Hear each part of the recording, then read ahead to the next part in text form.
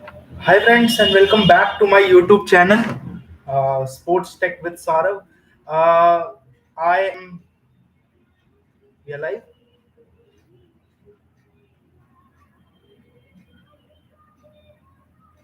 Okay, are we live? Okay. Uh, okay. Hello friends and welcome back to my YouTube channel. Sports Tech with Saurav, and today we are gonna again go back to review IPL matches along with Pakistan versus Australia, the only 2020 that they played yesterday.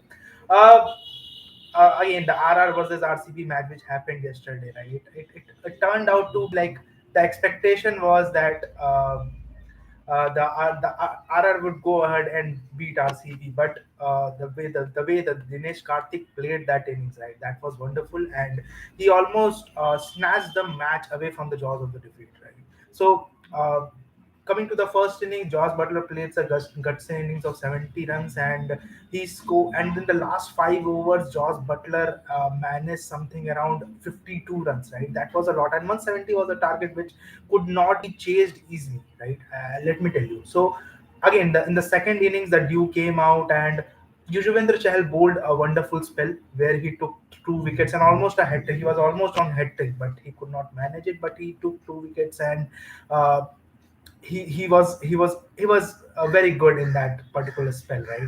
But the way Dinesh Karthik showed his experience and just took the match away from them, that was pretty recommendable, right? Again, uh, I will not give the credit only to Dinesh Karthik. Shahbaz Ahmed was also there, and Shahbaz Ahmed also supported Dinesh Karthik a long time, smashing 10 bowled for a six, and Prashid Krishna for back-to-back fours was not a kid's thing, right? So he also played a very good innings and supported Karthik throughout. I'll give some credit to Dew as well, right? Because Dew also played its part in the second innings where the ball becomes a little heavier, and it started coming out nicely onto the bat, right? That also contributed to that, and things became pretty easy for RCB, right?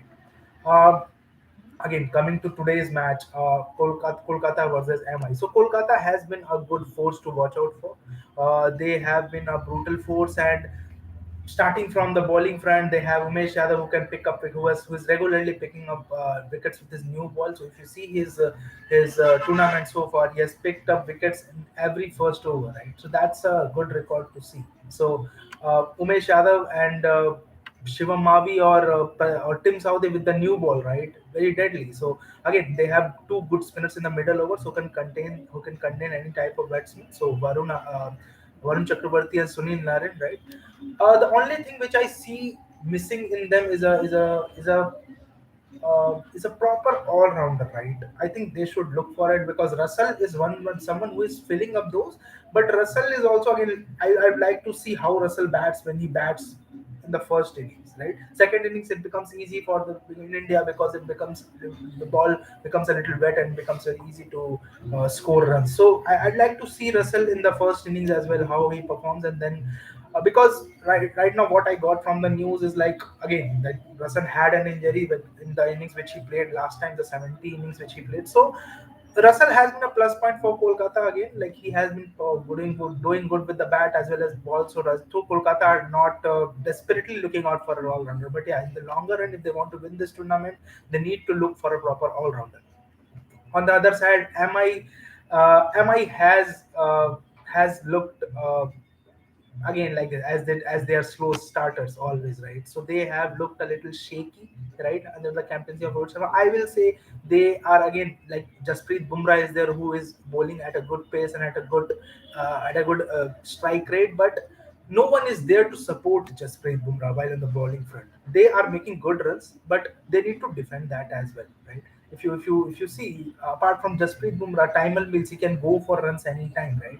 If he just have a good slower one in his armory. Apart from that, he is not a bowler who can pick up wickets in the first power plays, right? So he can go for basically you can try him in the slog overs so that batsman can slog and get his wicket down. So you can try him that, but again, I don't consider him as a wicket taker. Seeing the slower balls and the pace that he has, right? Apart from that, I don't see anyone troubling much to KKR batsmen, right? I see Mumbai should are missing the services of Surya Kumar Yadav badly at number something around number four, who can finish the innings well as well, right? Tilak Verma has been fabulous. He has been the find of this tournament for me towards, so the way he was smacking the balls in second innings was very pleasing to the eyes, right? And he's one good thing to look out for in the future. So Mumbai has this habit of producing good talents, right? Uh, Again, like Mumbai has been a little shaky, so Rohit Sharma needs to buckle up and bring some good bowlers out of that. Like I think Finn Allen is also there in the squad, so he will be a good addition if they can get him out. They can get him playing, right. So apart from that, their batting also looks. I'll say Rohit Sharma is like needs to show his reputation, right? He has been again scoring some 20s, 30s and getting out. So he need to convert that to a big score to get that tournament going. Ishan Kishan, like as you know, he's a pocket dynamite. He has been good throughout the tournament and he has been good form. So that's a positive for Mumbai, right? Tilak Verma again has smacked. Anmol Preet Singh, who has been a replacement of Surya Kumar Yadav, I'll say, has not looked good when he was playing, right? So I think when Surya Kumar Yadav comes in, he definitely will is going to replace Anmol Preet Singh. So that's one change that I look out today, right? How Surya Kumar Yadav turns out. And apart from that, Kolkata bowling front, they have been very good, right? I think the best bowling that this tournament has is Kolkata. With the return of Pat Cummins, they will be like a complete bowling unit, right?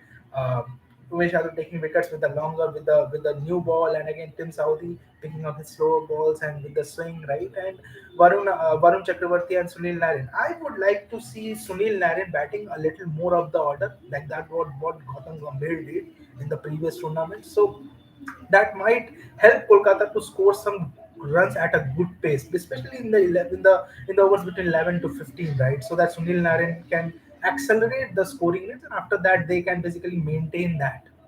So I would like to see that as well. That's pretty much I see this match as a good contest. Uh, I think it's gonna be a good match.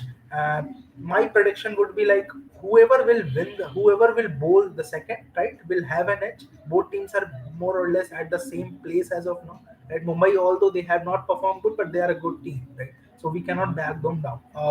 I see it in a favor of 60 Mumbai and 40 Kolkata, right? And again, it depends on who bowls second. So he definitely will have an edge, right? Because of the due factor which comes into place. So I see it like that. Apart from that, I also like to talk about the Pakistan versus Australia T20, which Pakistan lost yesterday. So the momentum that they were carrying out from the ODI game versus Australia, so they lost that yesterday, right?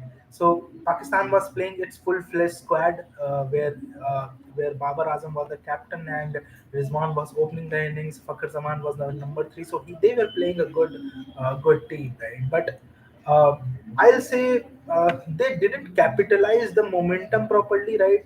Especially Babar Azam, who was middling the ball well, right? But he lost his touch in the between. I'll say he was not scoring once Rizwan went down. So after that, Babar Azam slowed down a little, and Rizwan has one problem where he's trying to push every ball to the leg side. Right? That's not accurate way. If you are getting a ball on the leg side, you can push it to leg side. But if you are getting a ball to play onto the cover, you cannot push it to the left side, right? So that's something which Rizwan has to learn, right? And he will learn it with experience. So that's what happened yesterday as well with the fall of Rizwan, and immediately after that, Fakhar Zaman for zero. The Pakistan captain thought that hey, we have lost the momentum, but I thought that Babar Azam should have continued with the same pace so that like if they could score something around 180 and 9 to 190. It will be a difficult task for Finnsmen, basically Australia, to score that. Is all even though under deep, right? Because